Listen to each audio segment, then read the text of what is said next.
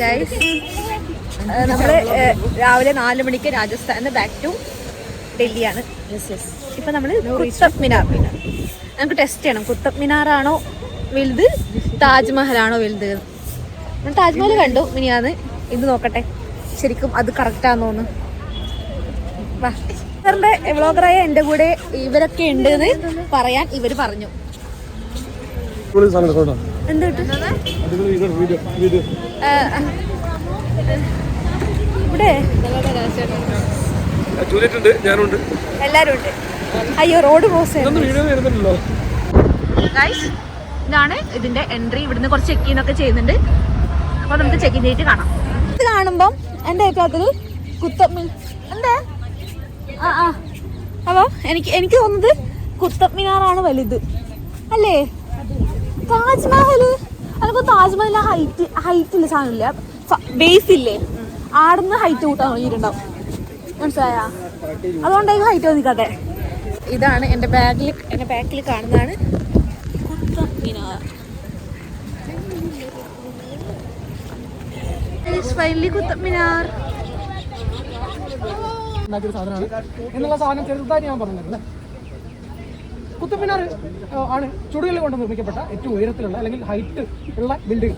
ഇപ്പം നമ്മൾ one man show സിനിമയിലൊക്കെ എന്ത് കണ്ടിട്ടുണ്ട്, താജ്മഹലാണ് കുത്തബ് മിനാറിനായിട്ട് ഉയരുന്നത്. പക്ഷേ താജ്മഹൽ എന്തുകൊണ്ടല്ല നിർമ്മിച്ചത്? പൂർണ്ണമായിട്ടും ചുടുകല്ല് കൊണ്ടല്ല. ചുടുകല്ല് പറഞ്ഞാൽ ഇഷ്ടിക കല്ലുകൾ, അതായത് ചൂളയിൽ വെച്ച് ചൂടാക്കി യൂസ് ചെയ്യുന്ന കല്ലുകൾക്കാണ് ചുടുകല്ലെന്ന് ഒറ്റ വാക്കിൽ പറയാം. ഇതിൻ്റെ ഉള്ളിലുള്ള കൺസ്ട്രക്ഷൻ ആണെങ്കിൽ നമുക്ക് അവിടെ ആയിട്ട് ഒരു ചെറിയ സ്തൂപുണ്ട്, അതിനെപ്പറ്റി ഞാൻ പറഞ്ഞുതരാം.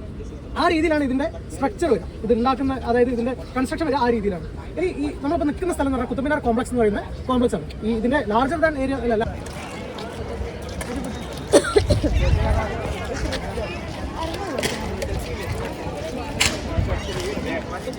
നമ്മളങ്ങനെ കുത്തബ് മിനാറിനോട് ബൈ ബൈ പറയുകയാണ്.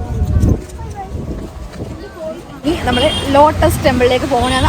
അവിടെ പോകണമെന്നും ഫുൾ സൈലന്റ് ആണ് ആ ടെമ്പിൾ. സോ അവിടെ അധികം വീഡിയോ ഒന്നും ഞാൻ എടുക്കാൻ ചാൻസ് ഇല്ല. ഫുൾ സൈലന്റ് ആയിരിക്കണം. അടുത്ത പ്രാർത്ഥനയെല്ലാം നല്ല റൂളെല്ലാം ഉണ്ട്. സോ ഞാൻ മിക്കവാറും വീഡിയോ ഒന്നും എടുക്കാൻ ചാൻസ് ഇല്ല. ലോട്ടസ് ടെമ്പിൾ അത്രയും ദൂരം നമ്മൾ നടക്കാണ്ട്, കുറച്ച് നടക്കാണ്ട്. നമ്മൾ ചെരുപ്പ് ഊരി വെക്കണം.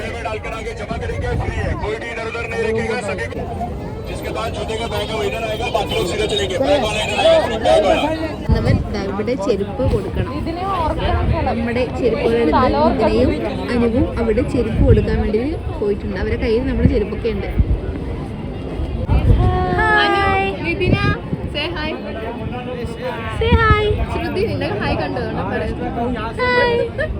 കാണുന്നതാണ് ലോട്ടസ് ടെമ്പിൾ. ഇതാരാണ്? സമയാക്കോപ്പൻ. ചെരുപ്പൊക്കെ വെച്ച് ഇവർ വന്നിട്ടുണ്ട്.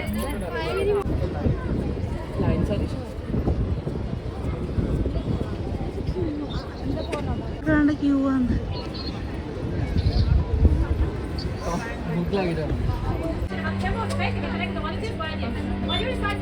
അമ്പലം കണ്ടു, അമ്പലത്തിനുള്ളിൽ പോയിരുന്നു. പക്ഷെ silence, no videography, no photography, only praying only. നല്ല രസമുണ്ടായിരുന്നു ഇരിക്കാൻ വേണ്ടി. പക്ഷെ നല്ല സമാധാനം. ഒച്ചൊന്നും സൗണ്ടൊന്നും ആക്കാൻ പാടില്ല. അപ്പം അവർ ഇങ്ങനെ ആക്കും.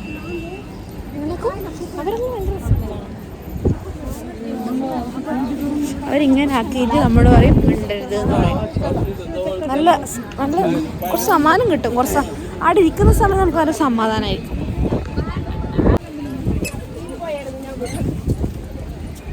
നല്ല കാറ്റും.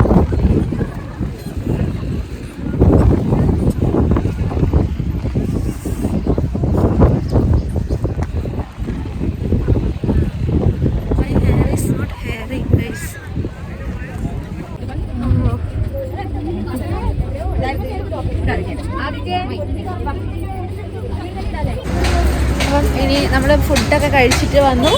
ഇനി നമ്മളെ നെക്സ്റ്റ് ഡെസ്റ്റിനേഷൻ എന്ന് പറയുന്നത് ഇന്ത്യ ഗേറ്റ്. സെലിബ്രിറ്റീസ് ആയിരിക്കുകയാണ് ഗൈസ്. നമ്മുടെ ഫോട്ടോ എടുക്കാൻ വേണ്ടി ഇത്രയും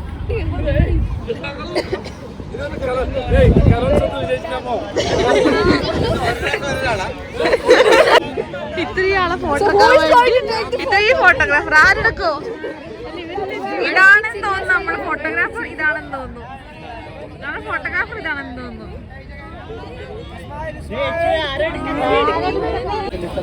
എന്റെ ഫോട്ടോകൾ ഫ്രീ ആയിട്ട് ഇട്ടിരിക്കുന്നു. ഫ്രീ ആയിട്ട്. Thank you.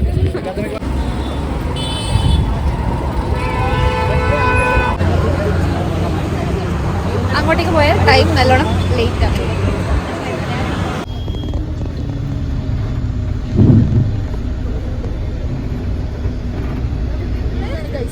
ഇനി സരോജിനിലേക്ക് പോവാന്ന്. സോ ഞാനിനി അങ്ങോട്ട് വ്ളോഗ് എടുക്കുന്നതല്ല. ഓക്കെ, ഇനി സരോജിനി പോയിട്ട് ഒരുപാട് സാധനം വാങ്ങിക്കണം എന്നാണ് ആഗ്രഹം. നടക്കോ അറിയില്ല. പോയിട്ട് സാധനങ്ങൾ വാങ്ങിച്ചിട്ട് പിന്നെ കാണാം. നല്ലൊരു എക്സ്പീരിയൻസ് ആണ് സരോജിനി മാർക്കറ്റ്. പിന്നെ നമ്മൾ മാക്സിമം ബാർഗെയിൻ ചെയ്യണം. ബാർഗെയിൻ ചെയ്തിട്ട് ചിലപ്പോൾ ആട്ടിവിടായിരിക്കും. ആട്ടിവിടെല്ലാം കുഴപ്പമൊന്നുമില്ല, കാരണം നമ്മളവർ പിന്നെ കാണുന്നില്ലല്ലോ. സോ നല്ലൊരു സത്യം പറഞ്ഞാൽ ഒരു 1% പോലും നമ്മൾ കവർ ചെയ്തിട്ടില്ല. സരോജിനി വരുന്നുണ്ടെങ്കിൽ ആക്ച്വലി ഇത് കാട്ടില്ലേ. ശരിക്കും ഒരു 1 ഡേ ഫുള്ള് ഇതിനു വേണ്ടി സ്പെൻഡ് ചെയ്താൽ മാത്രം സരോജിനിലേക്ക് വന്നത്. ഇല്ല വേണ്ട, ഇല്ലെങ്കിൽ ഇവരെ ആൾക്കാരത്ര 2 മണിക്കൂറോ 1 മണിക്കൂറാ. ഈ 1 മണിക്കൂറെല്ലാം എന്ന് വാങ്ങിക്കാൻ വേണ്ടിട്ടാന്ന് അല്ല.